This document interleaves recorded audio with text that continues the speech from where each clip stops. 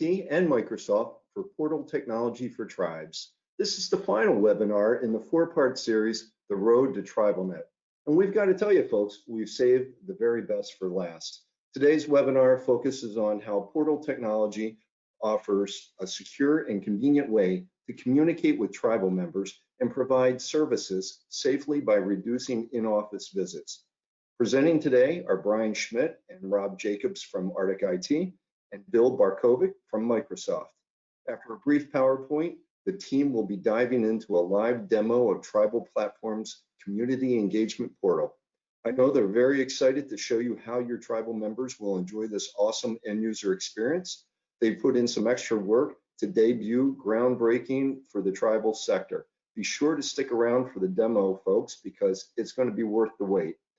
And before we turn it over to the team, just a little bit of housekeeping that we always go through. A reminder that we do record the session. So if you can't hang around for the whole time, or if you want to let someone else know, it's available at TribalWise. Feel free to go at any time. Again, special thanks to everybody. And some very thanks to Arctic IT and Microsoft. And some really more exciting news is that we are giving away a free attendee pass to TribalNet's 21st annual virtual conference and trade show. We're going to be announcing the winner at the end of the webinar today. Now, all participants are muted, but we really encourage you, please send us your questions in the chat box and we'll make sure to ask everybody at the end. And with that, I'm going to turn it over to Bryan. Bryan, it's all yours. Go ahead and take it away. All right, thank you very much. So let me share my screen here. All right, so welcome everyone. My name is Bryan Schmidt. I'm with Arctic IT. I'm the solution architect with the Arctic IT team. I've been with the organization just coming up on 7 years now, and providing solutions for tribal governments such as you, as most of the attendees.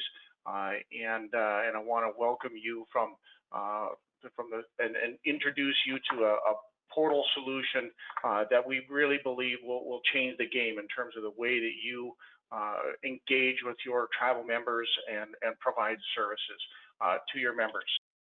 All right, so what we wanted to do is discuss a little bit to cover who we are, some of the challenges that tribes face a day, and talk about how this modern solution can help you and your organization provide the services. And then we'll dive into an example solution that we provide with our Tribal Platforms product offering that's built on the Microsoft Dynamics 365 platform stack.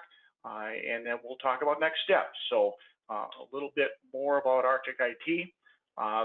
We have been working in the tribal government space for about 15 years now. We've been helping with financial upgrade or enhancements and providing new financial management capabilities for tribal governments. We've worked with over 72 tribal entities across the United States and and in Alaska. But we work with tribal governments and casinos all the time, and we understand the business scenarios and the issues that you face. And we are deeply rooted in helping your government run more efficiently and use technology to improve the way you provide services. We've been a long-time partner with Tribal Hub. We really appreciate the collaboration and engagement and ability for us to expose the new technology capabilities that we provide from Microsoft to our clients. And we are a native-owned organization. We are owned by Doyon Limited, which is a Alaska Native corporation based in Anchorage. So we are 100% owned, and many of our employees are actually tribal members. So we have deep roots and strong ties to the tribal community within the U.S. All right, so just a little bit to talk through some of the challenges that tribes face. What we've found is that in many cases, the different departments within the tribal government have siloed systems. They have information that's or applications that collect information and save it in their business applications for their department. But typically that doesn't allow them to be able to integrate and share that information across departments. And so what happens is that creates duplicate data. So you have multiple databases with some of the same information, but some unique information. But it really makes it difficult for tribal governments and teams and departments to provide the reporting that is needed to be able to answer those questions for the tribal council that say, hey, what are all the services that are being provided to my tribal members? And it's a really difficult thing to go collect that information from all the different departments. We'd like to be able to streamline that process and make it better to save time for the tribal government staff, as well as improve the accuracy. So what happens with that, because of the siloed systems and the insufficient reporting, it creates a lot of manual processes. So many times the teams have to create spreadsheets and manual created reports to send to the council for their internal administration, but also to the BIA in some cases when required reporting is needed. So we're looking at ways to help with each of those areas, and not to mention the security issues. Taking this private information that is in some cases in each of these systems and exporting it and sending it through email can present some issues for security and privacy, because that data, once it's exported into and sent through email, it could possibly be used in a way that's not intended. So that poses an issue, and we want to try and streamline and keep that data secure and make sure your tribal member data is protected at all times from unwanted exposure of their data. Yeah, I just want to add, Brian, earlier in my tribal career, I worked with my own tribe in the youth tobacco Section 184 and down payment assistance programs, and they all had one thing in common. Each had its own data, and the systems didn't communicate with each other. From my own experience and from my conversation with tribal departments across the country over the years, the loss of client paper files is a real issue, and because the departments have no means of knowing which program the client applied for in the other departments, they have to come back in and fill out for another application, which is very inconvenient for the tribal member. Mm-hmm. Absolutely. Yeah, and going over the duplicate data, like I just mentioned, because each department has its own application file, this means that the tribal member had to fill out an application for each department. This is very inefficient, and it's a huge inconvenience for our tribal members, especially our elders. They have a hard time getting in there to begin with. Manual process is also an issue. Many tribes to this very day use paper applications to apply for the programs. This wastes a lot of time. The tribal staff has to take that application and manually enter it into the database, or worse, a file cabinet. This also wastes a lot of paper, and as people who care about the environment, this is very not good for the country and for Indian country. We have insufficient reporting. In today's world of grants applications, you probably know or seen the sheer amount of information needed to win these grants. For example, we recently worked with a tribe that applied for an Indian Child Welfare grant, and that grant required 500 data sets to complete. Now, can you imagine how long it would have taken to pull that data from paper applications or Excel spreadsheets? And it would have taken months, if not a year or two. Security issues. For many years, tribes have been afraid to put their data in the cloud, and for many reasons. And sadly, though, those tribes have been had their data stolen by disgruntled employees, or their enterprises infiltrated by ransomware because of this fear. Many have refused to pay the ransom, and because they did that, it took them years and millions of dollars to be able to put that data back into the system because they didn't have a backup of that data. Barriers to operational improvement.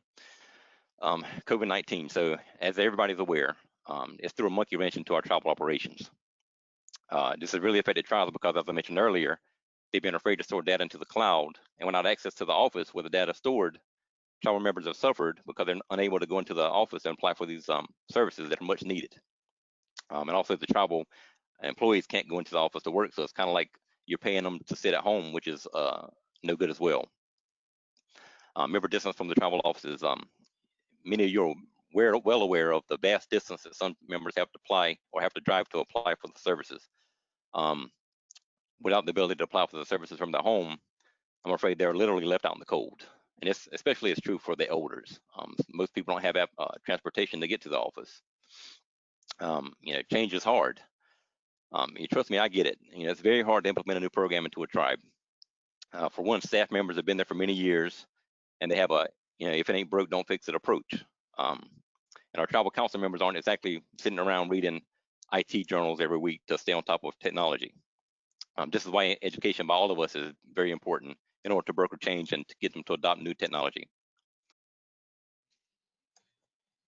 Let's talk through a little bit more about why this is important. So from a member master database perspective, the tribal members have the ability to update their information, and tribal government and the enrollment department typically has that master database in their enrollment system today.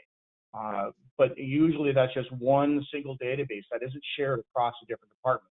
So one way that we're looking at this is saying, let's create a master database that allows all the different departments to work together from one centralized database. So this provides a center for the service delivery and provides updated information. So when the last department updates their information, that can actually drive into or be available to other departments, so that it provides a real-time update of information across different departments to support those relationships. And that's what we're calling a member master database, or a common data model that allows all the different departments to work together. And this can then be used to enforce cross-department policies, such as applications for different services or programs, to make sure that the members aren't abusing the services that are available, and making sure that that they are following the policies and rules for each of those applicable programs, and being able to capture notes and communication that is available or used on each of these different programs, so that the enrollment team can see activity or certain types of information that's being collected from the family services team or housing or those departments. So it's really important to be able to allow those different teams to work together. And then, of course, the data security and confidentiality. Having a member master database like this requires everyone to apply security policies very carefully, and make sure that the people that have access to the right information can see the data, but anybody that should not have read access or have no access have those security profiles defined. So that's really important for the overall solution. Okay, so now, why Microsoft Dynamics 365?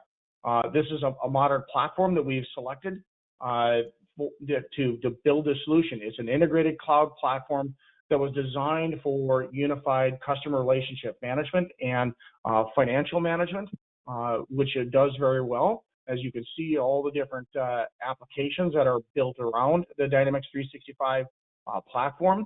But we've actually built additional functions and services on top of this platform, specifically for tribal governments. So you can take advantage of the customer service and field service applications, or the finance and supply chain management, but you would then have access to the tribal platforms built on top of the Power Platform and other custom business applications that you would need now and into the future. So this platform provides great integrated capability to the whole suite of Microsoft 365 applications and reporting, with all the automation that these features bring with. And Bill, are you on? Can you hear? Hey Brian, I sure can. How are you? Yep, very good. Thank you. Good. So what Brian was touching on there, one of the big things to understand about Dynamics is while it's a component of the Microsoft solution, everything within that Microsoft cloud, so the Office 365, Microsoft 365, the security compliance features, Azure, Dynamics 365, all come together. Okay, you can set up using Power Automate a feed from a Teams chat to move information over into Dynamics or into Azure, cetera. So there's a lot of power that we're providing customers with throughout the solution. So if you're worried about having to find another partner to work with or another solution and then extending your security footprint, which is opening up the door for further attacks, you can do it all within the same product set that all runs off the same security. So your AIP and security settings you've developed over in Office 365, you can have those continue over into Dynamics as well. So now you're encrypting the right level of data, whether that's a tribal member number, PII data, HIPAA data that could possibly be in there, financial data under certain aspects, such as social security numbers, credit card numbers, anything you really want to protect. The overall solution comes together and works very seamlessly across the board. So one of the other things that Microsoft's really big on promoting is not just the size that you can get from the picture here on the far left of the screen and the size of the network and all the data centers and everything, but it's the robustness that we're trying to tell you about. So if today in your environment you don't have a disaster recovery solution or a high availability solution, when you come into Office 365 and Dynamics and Azure, those are things you get off of the bat right away. And it's important to note that. So like if we were just talking about Office 365, I'll give you a quick example. There's actually 4 copies of your Office 365 tenant within North America for you. Okay, we have the primary in that same data center, but in one of the other buildings in a separate rack, there's a separate tenant with an exact mirror copy of all of your data. And then regionally moved away, several hundred miles away, we have another one of our data center. We've got a second or a third and a fourth copy of your tenant, completely separate of each other, high availability, everything. In addition to that, we start talking about our compliance offerings and our security. One of the big things here within security is our lockbox feature. So I know data sovereignty is still a challenge for a lot of the governments that are out there. The good thing to know is lockbox is a feature that you can turn on in Office 365 that locks Microsoft 100% out of your data.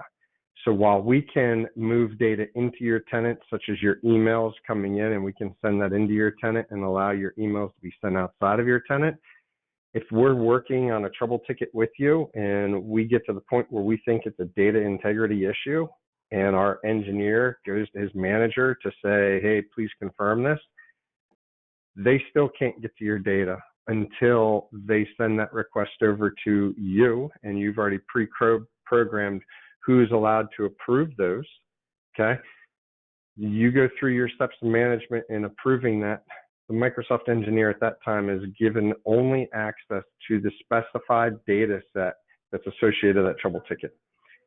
In addition to that, everything they do within there is audited, and you as the customer get to see all of that information, okay? And then the engineer is locked out. So the Microsoft manager determines the amount of time it would probably take to fix a data integrity issue, and they set that. And then that's the timer. Once that engineer is given access, they've got just that amount of time, and then they get locked out again, okay? And you have that full audit trail. So it's a lot of protection and insight and visibility that we provide you as the customer when you activate Lockbox. Past that, we've got 93 different compliance offerings, and that's growing more and more as new things are added. So whether you're looking at it from a government contracting standpoint, a school, the government itself, a hospital, your financial records, we've got all those compliances in there for you to take advantage of. And you can actually go right into the Office 365 Compliance Manager and select the ones that are pertinent to you and run an audit. And that will run over your Azure, your Office 365, and your Dynamics environment and come back with your compliance ratings, as well as tips and tricks that you could do to improve upon those ratings if you wanted to. All right, Brian, back to you. All right, thank you. Thank you. So for all those reasons, that's why we've picked Dynamics 365 as the place to securely manage and capture all this centralized data administration for tribal government. And we're looking at this as a place where we can unify your business processes from different departments, collect all that information into a secure central database that provides great level of audit trail and historical data capture, as well as archiving and disaster recovery functionality that you just get automatically. You don't have to hire somebody new to provide that level of security or that data recovery. It's just something that comes with a subscription. And that's why we picked this as a platform on which to build these really core features and capabilities for tribal governments such as yourselves. So, and with that, we have now the ability to use multi-channel and adaptable applications that are configured on top of the platform instead of coded, meaning that legacy applications typically are hard-coded. They have one specific business function and are very difficult to upgrade and maintain as they move forward.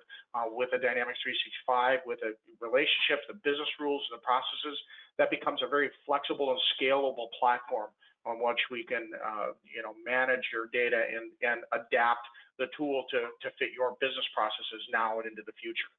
So that's some really strong reasons why we picked this as a core platform. So a little bit more about the Tribal Platform Portal add-on.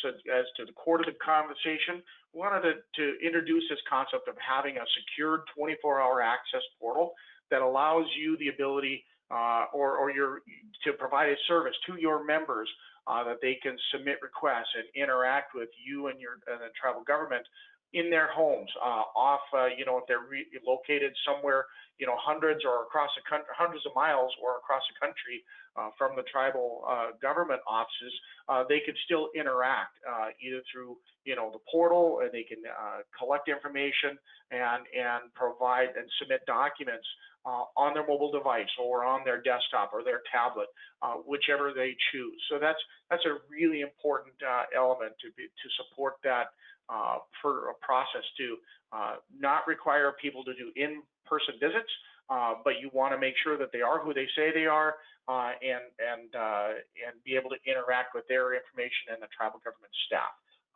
to make sure that you're meeting their specific needs. And as you provide new unique processes and programs in the future, you can add those and expose those through the portal to your members. All right, so with that, I want to dive into the demonstration. So we will switch gears here. And now you'll see that I'm in the platform. So this, again, you'll notice that I'm just in a browser. This can be running on a phone. It can be running on a tablet or a desktop. And as you notice, I could take this screen and shrink it down to the format of how it would appear on a phone. So I can have the same navigation capability. It automatically reformats the pages to fit the size of the display that's being used. So that's a really important aspect. And also, on top of that, the portal is fully 508 compliant. For those that don't know what that is, that's an accessibility requirement.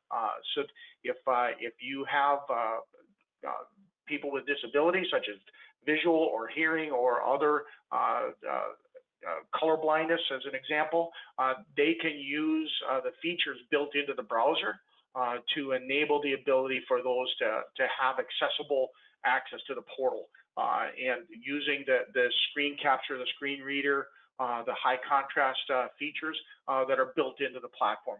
We don't have to build that within our core application. That just comes right out of the box with the platform. So the key thing that I want to point out is that what we're doing is we're showing a main page, and there's a notion of being able to present the information that you want to be able to encourage your tribal members to engage with you as a tribal government. What we've done is we built an example portal. This isn't a production. This is an example, a sandbox that we're working in that has a few example features or capabilities that you can do, and these are highly configurable. That's why we've selected this as a platform, because it's very easy for us to adjust these visual elements that are on these pages to provide the specific options or links for actions that your tribal members might want to request or submit to you or to tribal government staff or for different departments. So again, this is intended to be a streamlined interface that allows you to present the specific actions to your members for exactly what you want them to accomplish and provide. One key element that I want to introduce to this concept within the Power Platform and so forth, I didn't rename it on purpose, is this notion of what's called Azure B2c. There's a mechanism to be able to authenticate each of those tribal members with a login that they already have. So one rationale for this is that in the past, the way it's been done is that you have to provide a username and password for every single person. They have to register it, and if they forget their password, then they have to go in and reset that. The new feature within Azure B2c, which is business to consumer, that's what that B2c stands for, provides the ability for those members to use accounts that they may already or they most likely already own. Providers such as LinkedIn, Facebook, Google, Microsoft accounts, there's multiple different providers for authentication that put the responsibility of managing that account back on the tribal member to be able to say, okay, if they need to reset their password, they can reset it with that provider, and it's still the same account because it's associated to that individual in the core system. So that's one great capability that provides for when I go in to register as a tribal member, I marry that account to the individual record in the system. And once that's done, now I know that that person is who they say they are, and they can have access to their information. So that's an important registration process. But you still have the ability to use what's called a basic authentication capability, and that's what I'm doing here. Is I've set up, Alicia, just a basic authentication model, and in this scenario, we can set that up with what's called multi-factor authentication as well. I haven't set that up in the sandbox, but what that does is it says when I try and log in, it requires it sends a message to my phone, and it requires me to approve that login request and type in the code to make sure that yes, this was me. I'm not somebody trying to log into the account. So using that multi-factor authentication of an email address or an SMS text or a phone authentication mechanism is really important to provide that security at an individual member level. So once here, the key element is that you can either use the navigation across the top. I can, put, and again, this is intended to be, if we were to deploy this for your tribal government, we would change the look and feel, the colors, the logo that would appear. So this would be very configurable, specific to your implementation. So you can personalize this for your clients and make it look more real. The navigation can either be through the top navigation, and we have great control over the colors and so forth, or you can add navigation through mechanisms like this.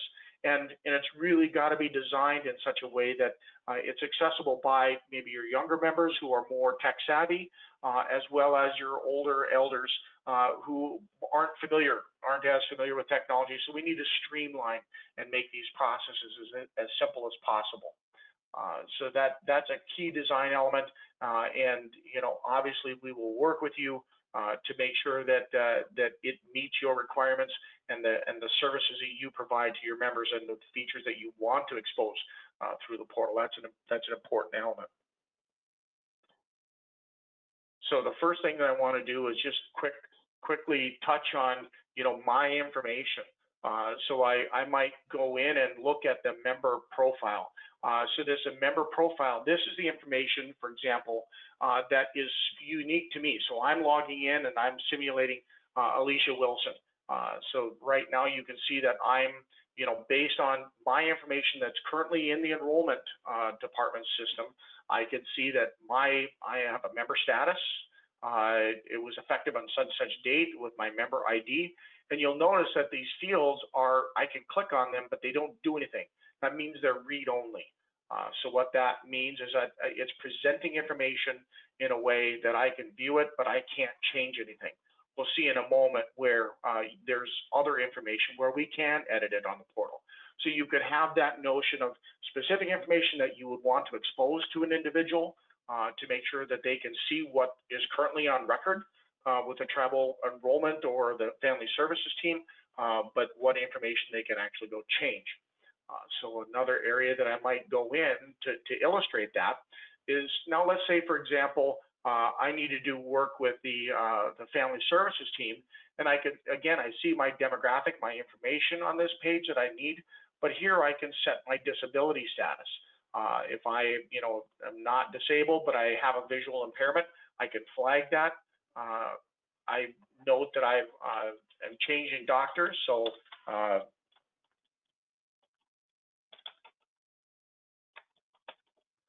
I need to save my primary medical doctor. I'm still staying at this healthcare facility, but you know what? I want to change my pharmacy. I was, my primary pharmacy that I was working with, the CVS, but I want to change it to something else.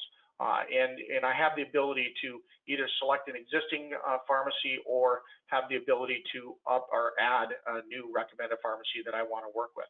So I can need daily insulin. So you can see that I can update my information through the portal, and as soon as I click submit, now what it's doing is it's actually updating this information in that member master database. So there's two methods of being able to ensure this information is being protected. That you can either say, for certain types of information, you want the tribal member to be able to edit directly, maybe their medical background or their primary provider. You can let them edit that directly. But other information that might be more sensitive within the tribal government, you want them to be able to submit what's called a change request, so that they can't edit it directly. But what they do have to do is submit a change request to identify that my address and maybe my physical address, this might be my address history, showing that this one is not, it was a past address, and so I'm using this one as my current mailing and primary address. So I can either drill down and view the details of that physical address, or I can actually go through and submit that change request form. And this provides the ability for me to fill out, see not only what was my current information, but what is my new current address that I want to be able to use for other aspects and other activities within as I'm moving forward. So this is a case where you can see I can select the information and show that type, whether it's a school, and these are all options are highly configurable for you. So this might be a case where I'm going off to school. I can set whether this change is going to be my primary or if it's going to be just another address available. But I'm going to be in school, so I want this to be my mailing address. So I can type that information here, and let's just say I'm going to pick a zip code here, and I can do a search, and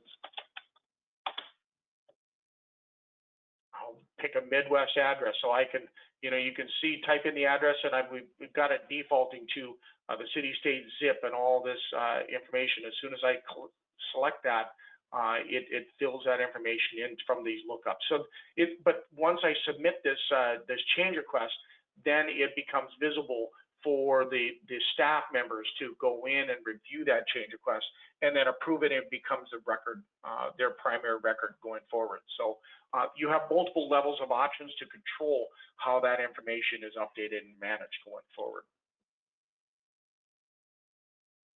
Okay, so that's a question or point there.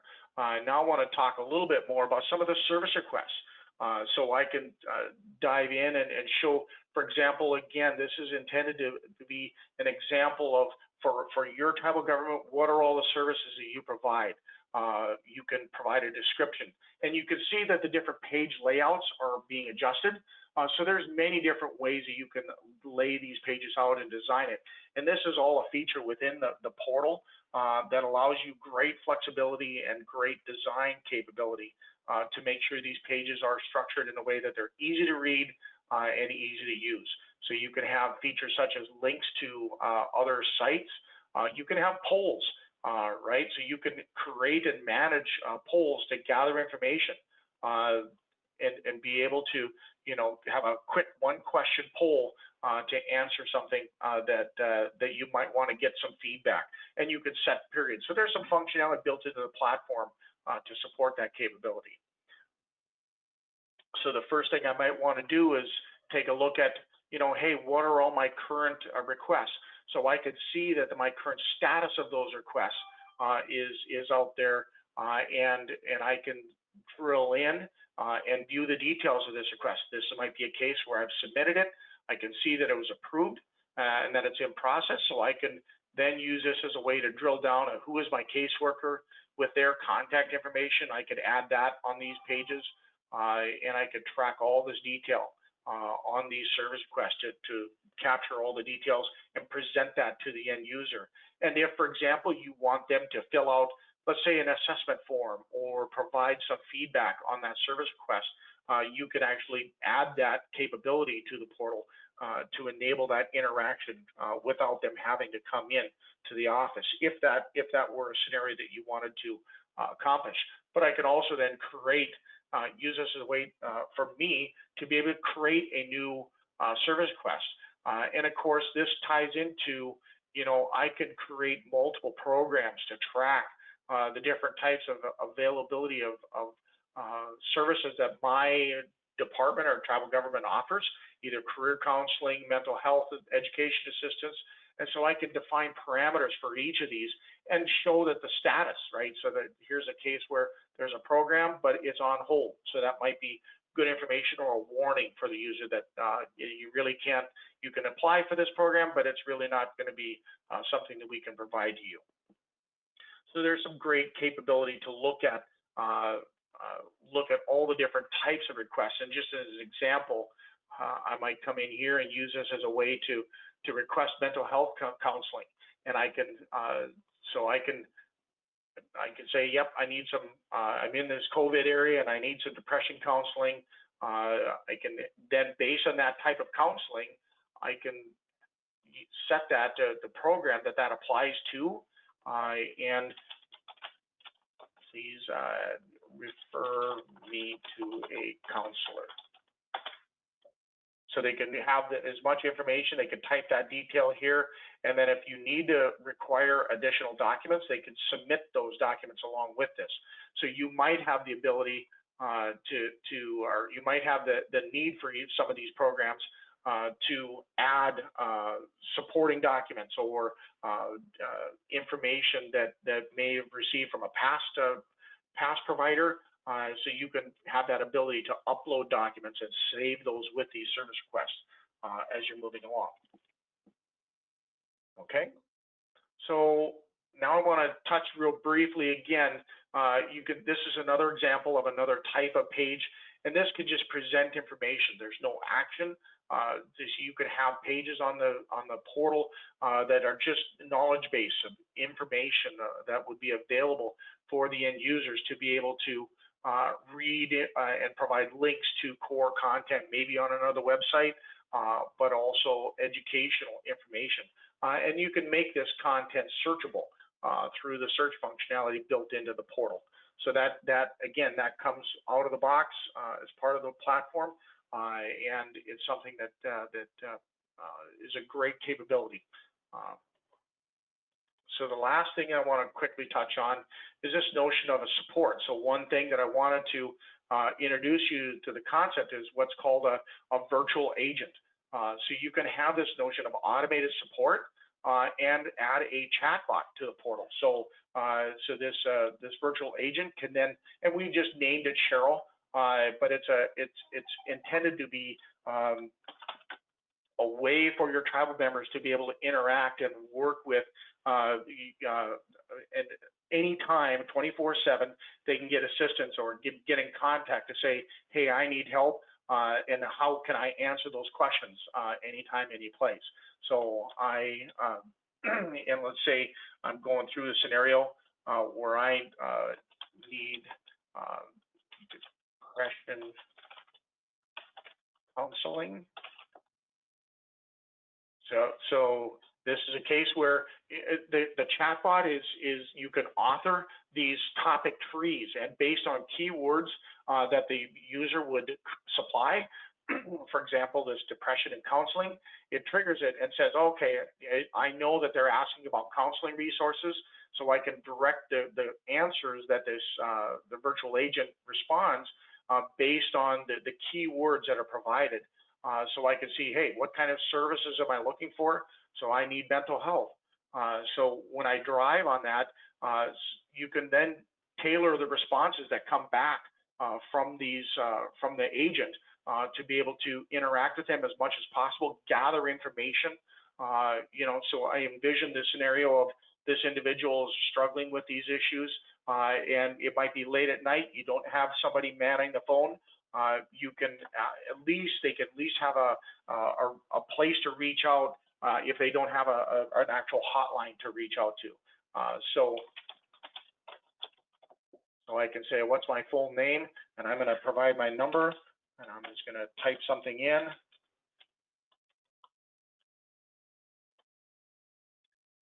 And now what this does is now the action can actually take place inside the solution, where I provided my name, my phone number, and I could have provided my email, and I can capture that information and then actually create the service request inside the Dynamics 365 system, and that could then show up on a dashboard for the end user to be, or for the tribal staff to be able to say, hey, Alicia's reaching out, she needs this kind of counseling services. You can make certain kinds of commitments to get back to them in a certain period of time. So that's a way that you can use this as a virtual agent.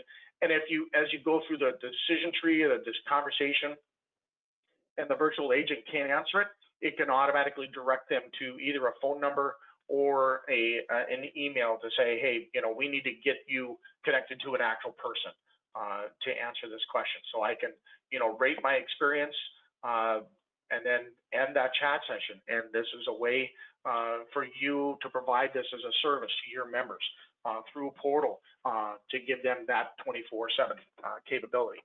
So that's another feature that's available inside the Power Platform, as well as many others. There's the Power Platform is adding new features all the time, and we're just presenting ways that this could provide capability now and into the future for you. And that's our job, is to look at technology and bring that cutting edge capability to you as tribal government staff, so that you can extend those services to the members. And that was pretty much everything that I had from a presentation perspective. So was there anything else that we needed to discuss? Otherwise, we can open it up for taking a couple questions. Brian, Rob, and Bill, that was all great information. We certainly thank you for it. We do have a few questions. The first one is, and before I ask the questions we've received, but I'll also remind everybody, please send us any questions that you may now have in your chat box, and we'll get to those as well.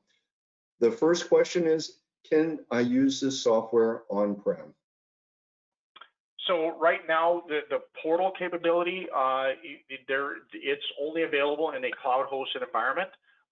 There is a mechanism where we could deploy an on-premise instance of the data and replicate the data back and forth between the cloud-hosted environment and that on-premise, but the portal capability itself is only available in the cloud-hosted environment. So right now, you would not be able to deploy this on-premise.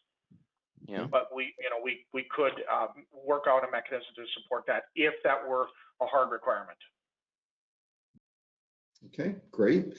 And how does this portal protect my private information, given how important security is today? What can you share with us in that regard?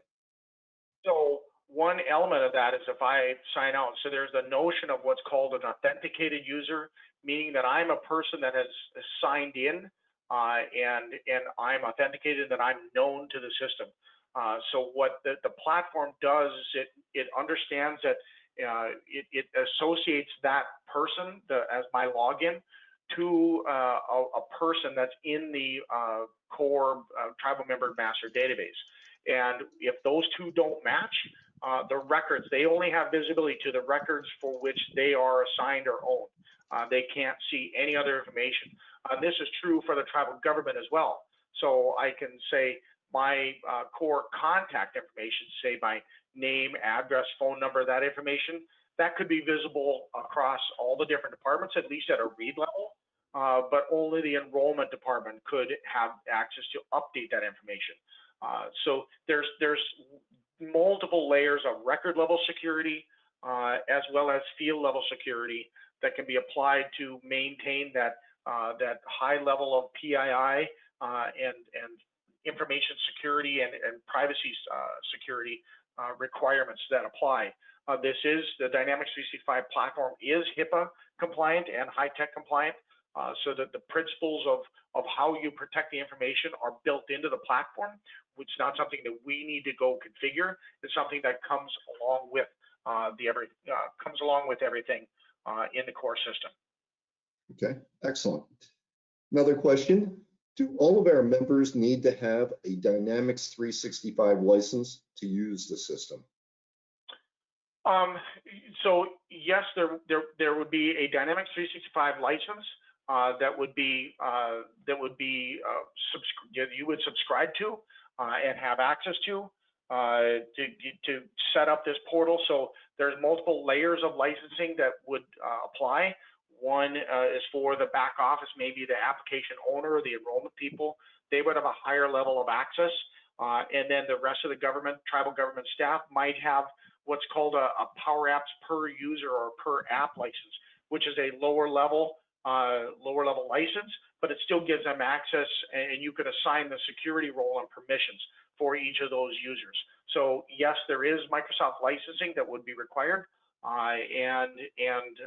but that is actually a much cheaper option than outright purchasing many different business applications that you may have used in the past.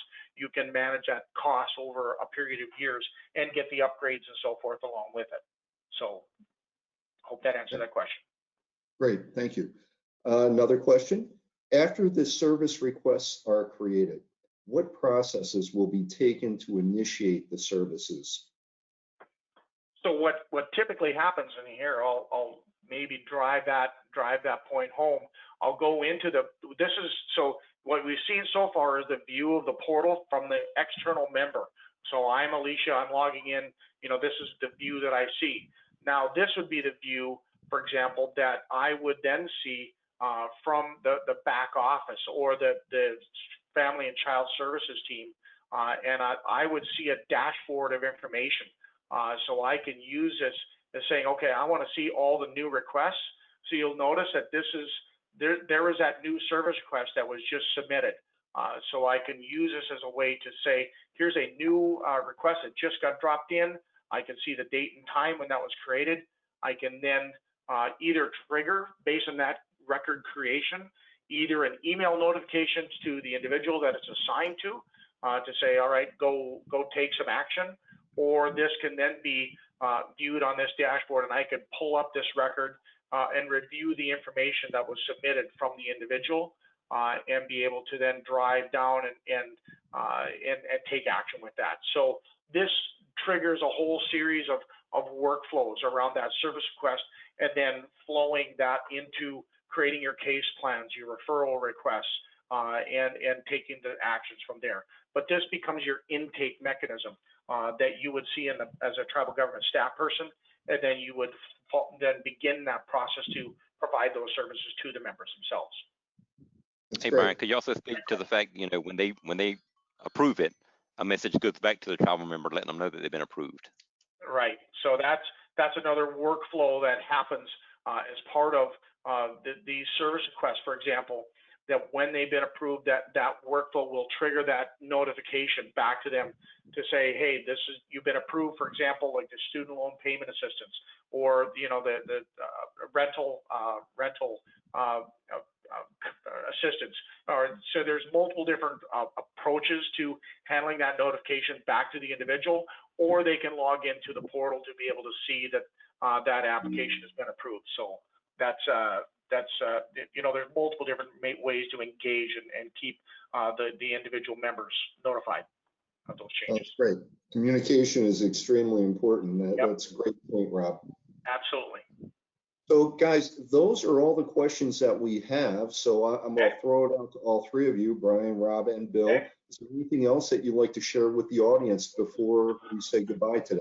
Nope, that's it. Yeah, I'd just like to, add that, this is going to make your life way more efficient in your tribal offices, having a system like this. The member can apply from the comfort of their home, not expose you to COVID, you don't expose them to COVID, and it would just make your life a whole lot easier. You'll be able to track all the data more efficiently. The different departments will communicate with each other, and instead of having to go over here and find the file from this department, you have all the files basically in the cloud, and you can pull all the data, and every single department can pull it at the same time. So you don't have to worry about, are you finished with the file? Let me use the file. Okay, here you go. And then I lose the file or keep it on my desk for 2 weeks. So this is I think this is the most important thing in Indian country right now, and this is the biggest request that we're getting from tribes is a portal to make this possible. So great. All right, thanks again. Anything else, Bryan, that you'd like to throw in? Okay. Yep, I'd like to plug TribalNet. TribalNet's coming up November 10th and 11th, and please visit our booth.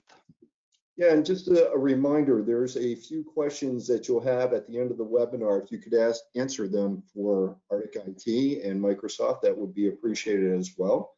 And TribalWise, just changing topics a little bit here. Right now, given everything that's going on with COVID and the CARES Funding Act, TribalWise has some great training packages at an affordable price. I'd like to remind everybody of that. If you are interested, email us at contactus@tribalwise.com. You can see that we've got some customers who have done incredibly well as far as savings, but also providing literally thousands of classes and training opportunities for their members. So again, we can help customize or offer you some of the packages that we've already created.